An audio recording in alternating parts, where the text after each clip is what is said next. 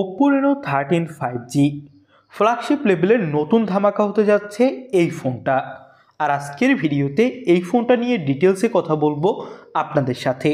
বাংলাদেশের মার্কেটে এই ফোনটা কবে কিনতে পারবেন, দাম কত হবে, অফিসিয়ালভাবে আসবে কিনা এবং এই ফোনটার ভালো খারাপ সব দিক খুঁটিনাটি আলোচনা করব মূল ভিডিওতে। চলুন ভিডিওটা শুরু করি। ডিজাইনে জোস লেভেলের পরিবর্তন এনেছে ওপ্পো তাদের রেনো 13 সিরিজে। রেনো 12 সিরিজের সাথে বলতে গেলে কোনো মিলই নেই। ব্যাকসাইডে ব্যবহার করা হয়েছে গ্লোসি গ্লাস ফিনিশ এবং এখানে দেওয়া হয়েছে মেটাল ফ্রেম। তো ওভারঅল যদি বলি তাহলে ফোনটা হাতে নিলে ভালো একটা হ্যান্ডস অন ফিল পাওয়া যাচ্ছিল। তিনটা আলাদা আলাদা কালার ভেরিয়েন্ট মার্কেটে অ্যাভেলেবেল হবে, এর মধ্যে পিঙ্ক কালারটাই সবথেকে বেশি সুন্দর। তো ওভারঅল যদি বলি তাহলে ফোনটার লুক এবং ডিজাইন নিয়ে আলাদা করে কিছু বলার নেই, এক কথায় 100তে 100।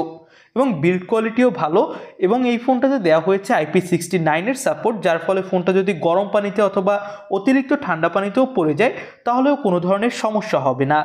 ফোনটার ডিসপ্লে সাইজটা বেশ বড়, 6.59 ইঞ্চি মাপের। এখানে কিন্তু ফ্ল্যাট ডিসপ্লে দেওয়া হয়েছে এবং এটা 1.5K রেজুলেশনের অ্যামোলেড প্যানেল। রিফ্রেশ রেট দেওয়া হয়েছে 120 hertz. In display fingerprint sensor পাচ্ছেন এই ফোনটাতে। ডিসপ্লের ব্রাইটনেসও ভালোই দেওয়া হবে, তো ব্রাইটনেস নিয়ে কোনো ধরনের সমস্যা আপনাকে ফেস করতে হবে না। তো ওভারঅল ফোনটার ডিসপ্লে কোয়ালিটি আমার কাছে এক কথায় টপ ক্লাস মনে হয়েছে। এখানে সুপার ডুপার স্মুথ পারফরমেন্স পাবেন। ডিসপ্লের চিন বেজেলসও খুবই কম। এবার ক্যামেরা সেকশন। ব্যাকসাইডে 50 মেগাপিক্সেলের প্রাইমারি ক্যামেরার পাশাপাশি থাকছে 50 মেগাপিক্সেলের একটা আল্ট্রা ওয়াইড ক্যামেরা। 12 মেগাপিক্সেলের টেলিফটো ক্যামেরা পাবেন এই ফোনটাতে। ব্যাকসাইডের ক্যামেরা দিয়ে আপনি 4K-তেও ভিডিও রেকর্ড করতে পারবেন 60 FPS-এ। তো বুঝতেই পারছেন ফোনটার ক্যামেরা কোয়ালিটি এক কথায় টপ লেভেলের হতে যাচ্ছে। সামনের ক্যামেরা দিয়েও আপনি 4K-তে ভিডিও রেকর্ড করতে পারবেন এই ফোনটাতে। তো সব মিলিয়ে যদি বলি তাহলে এই ফোনটার ক্যামেরা সেকশনে কোনো ধরনের অবজেকশন রাখার সুযোগই দেয়নি ওপ্পো।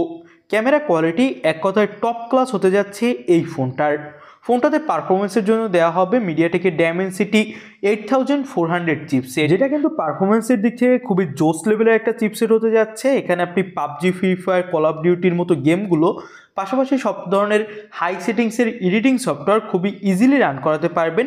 কোনো ধরনের ল্যাগ ইস্যু অথবা ফ্রেম ড্রপ ইস্যু আপনাকে এখানে ফেস করতে হবে না। পারফরমেন্সের দিক থেকে এক কথায় 100তে 100। 5600 mAh-এর একটা বিশাল ব্যাটারি থাকছে, সাথে 80 ওয়াটের ফাস্ট চার্জার পেয়ে যাবেন বক্সে, যেটা দিয়ে সুপার ডুপার ফাস্ট চার্জ করতে পারবেন। এবার দামটা নিয়ে কথা বলি। ফোনটার 12256 দাম 2899 ইউয়ান হওয়ার সম্ভাবনা রয়েছে, যেটা বাংলাদেশি টাকায় কনভার্ট করলে হয় 47,900 টাকার আশেপাশে। তবে বাংলাদেশের মার্কেটে যখন আসবে তখন ধরে রাখতে পারেন ফোনটার দাম 50 থেকে 52,000 টাকা হবে। বাংলাদেশের মার্কেটে ডিসেম্বর মাসের শেষের দিকে অবশ্যই আপনি আনঅফিসিয়ালভাবে পাবেন এবং নভেম্বর মাসের 25 তারিখ চাইনিজ মার্কেটে এই ফোনটা লঞ্চ করা হবে।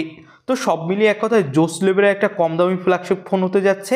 আপনাদের কাছে কেমন লাগলো কমেন্ট বক্সে জানান। নতুন কোনো ভিডিওতে কথা হবে আপনাদের সাথে।